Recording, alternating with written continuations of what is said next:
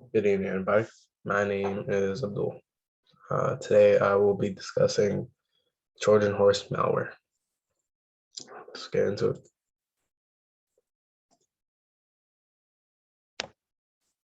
Why do cybercriminals use malware? Malware encompasses all types of malicious software, including viruses, and cybercriminals use it for many reasons, such as tricking a victim into providing personal data for identity theft, stealing consumer credit card data, or other financial data. Soon control multiple computers or network to launch denial DDoS attacks, denial of service attacks against other networks, infecting computers and using them to mine Bitcoin or other cryptocurrencies. What is a Trojan horse?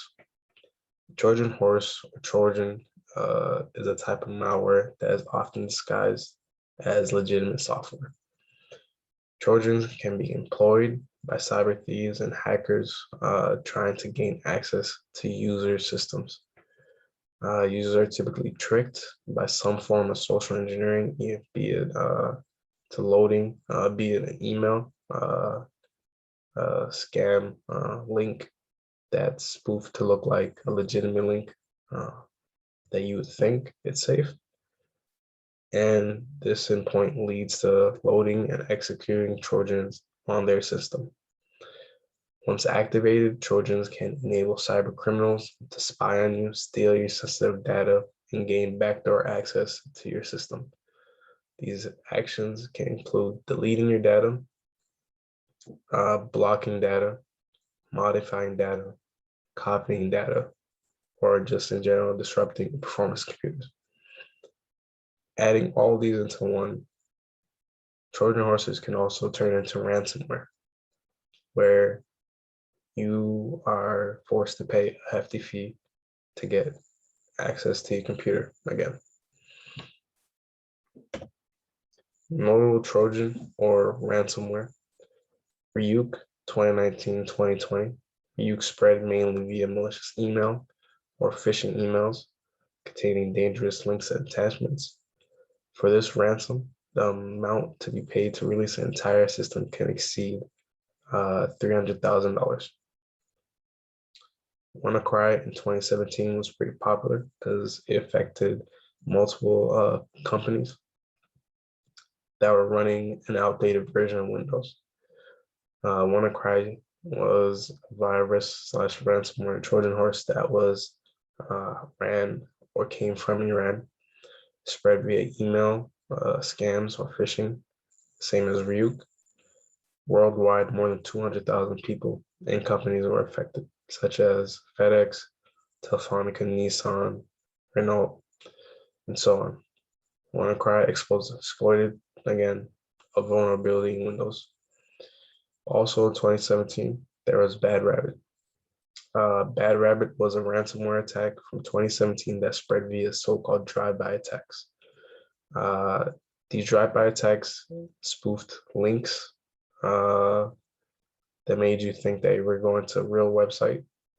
These links did lead you in the end to the real website, but unbeknownst to you, the website was already compromised, and your information was slowly but surely being copied by the hackers.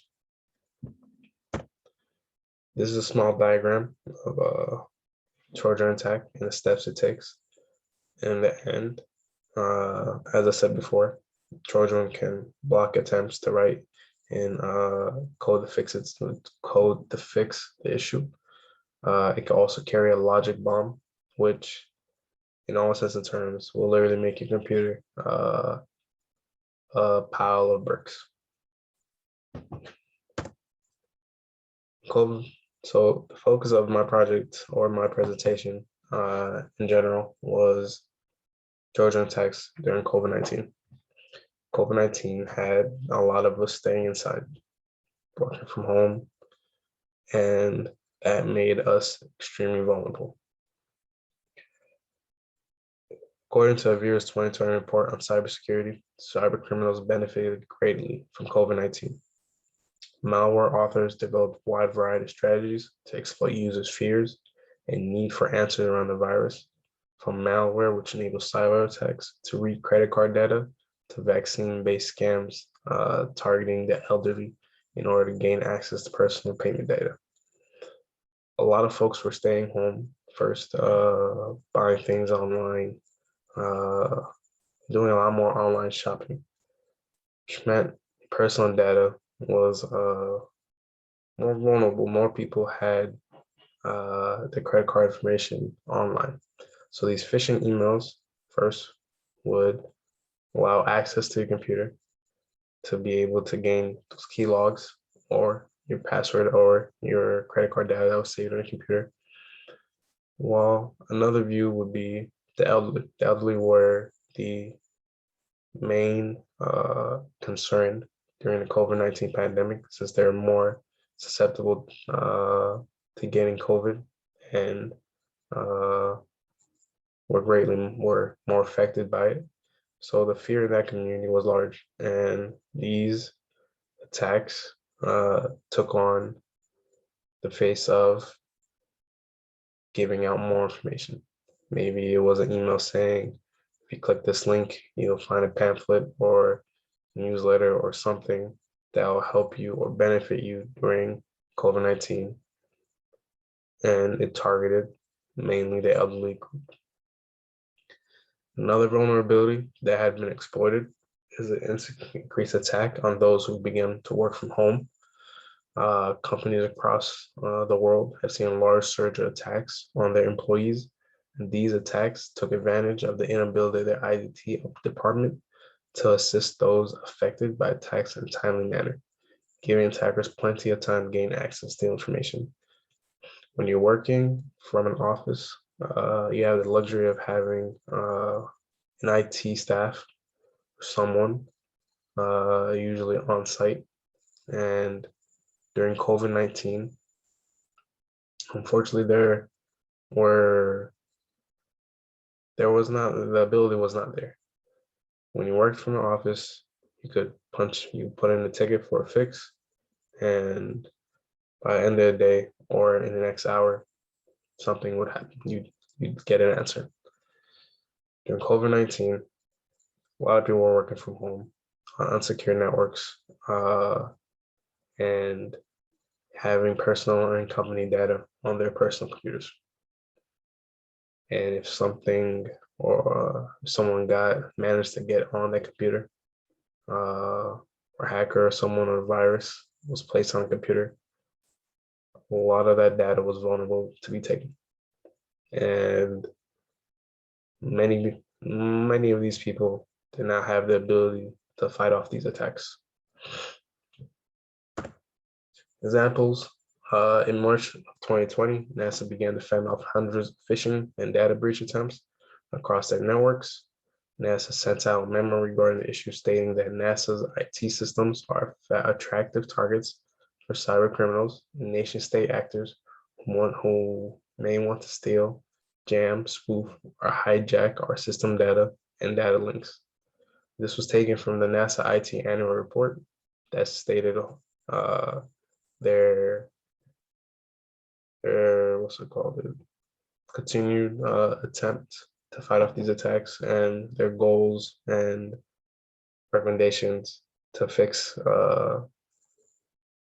data breaches or weaknesses in their system.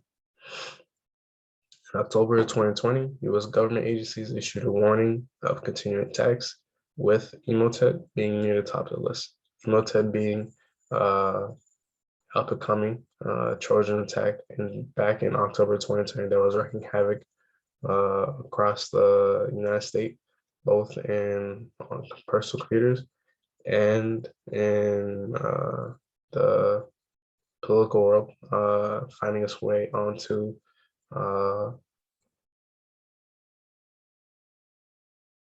I had the brain stump, but a brain fart. Moving on. But Emotet was causing havoc. Emotet is advanced self-propagating and modular Trojan Imitate was once used as a banking Trojan and recently has been used as a distributor of other malware or malicious campaigns. It uses multiple methods for maintaining pretense and evasion techniques to avoid detection. In addition, it can spread through phishing, spam emails containing malicious attachments or links. A few ways you could protect yourself: never click on unsafe links.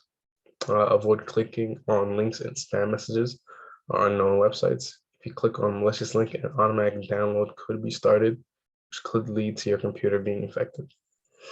Do not open suspicious email attachments. Ransomware can also find its way to you through your device through email attachments.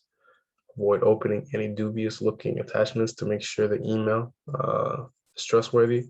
Pay close attention to the sender and check the address is correct. Never open attachments that prompt you to run macros to view them. If the attachment is infected, opening it will run a malicious macro that gives malware control of the computer. Finally, keep your programs and operating system up to date. Regularly updating programs and operating systems help to protect you from malware. When performing updates, make sure you benefit from the latest security patches. This makes it harder for cyber criminals to exploit vulnerabilities in your programs. And that is it for my presentation. Thank you to whoever does click this link. And I wish y'all a great summer. Good night. Try to figure out how to end this recording. There's, nope, it's my face.